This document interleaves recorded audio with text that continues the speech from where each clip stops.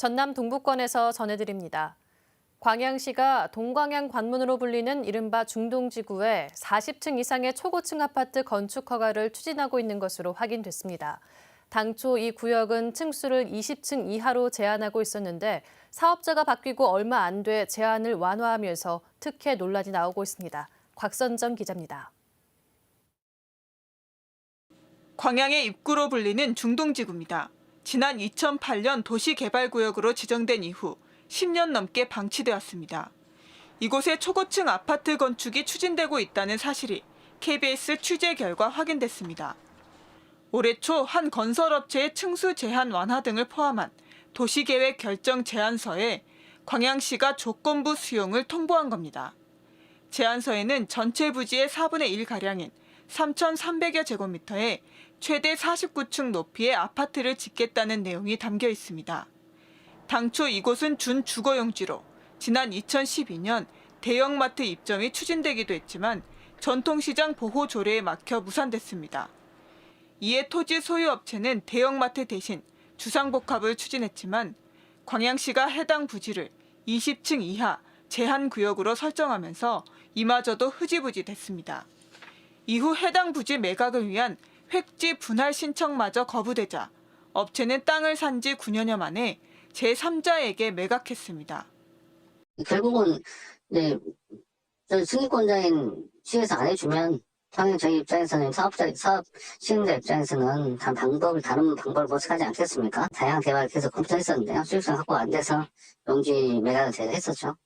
그런데 땅 주인이 바뀐 지 불과 1년여 만에 광양시가 이 땅에 초고층 아파트를 지을 수 있도록 조건부 허가를 내준 겁니다. 사업자 통보까지 마쳤지만 취재가 시작되자 광양시는 아직 절차가 남았다며 한 발 빼는 모양새입니다. 사실 지금 검토 중에 있는 과정이라고 보시면 됩니다. 지금은. 이제 결정 고시가 돼야 이제 변경이 되는 거거든요. 부동산 개발 사업자 교체와 맞물려 손바닥 뒤집듯 입장을 바꾼 광양시의 오락가락 행정. 새로운 사업체의 정현복 광양시장의 인척이 임원으로 있다는 사실이 알려지면서 부동산과 관련한 특혜 의혹마저 일고 있습니다. KBS 뉴스 곽선정입니다. 정현복 광양시장의 부동산 이해충돌 의혹이 측근 특혜 논란으로 확산하고 있습니다. 전남경찰청은 광양시가 주민센터 건립부지 마련 과정에 정 시장의 측근으로 알려진 A씨의 땅을 비싸게 사들여 특혜가 있었다는 내용의 고발장이 접수됐다고 밝혔습니다. 이에 대해 광양시는 자료를 내고 주민센터 건립은 적법한 행정 절차를 거쳐 진행됐으며 입지 선정 대상 부지 중 특정인 소유가 일부 포함된 것뿐이라며 보상 금액 역시 두 곳의 감정평가 법인을 통해 결정한 것이라고 반박했습니다. 여수 국가산단 석유화학 사업체 비정규직 노동자 처우 개선 방안 논의를 위한 공동 토론회가 열렸습니다.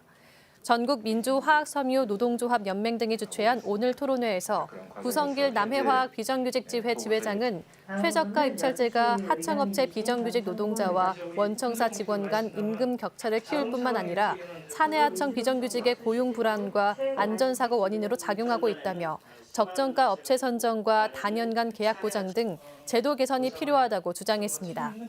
지금까지 순천에서 전해드렸습니다.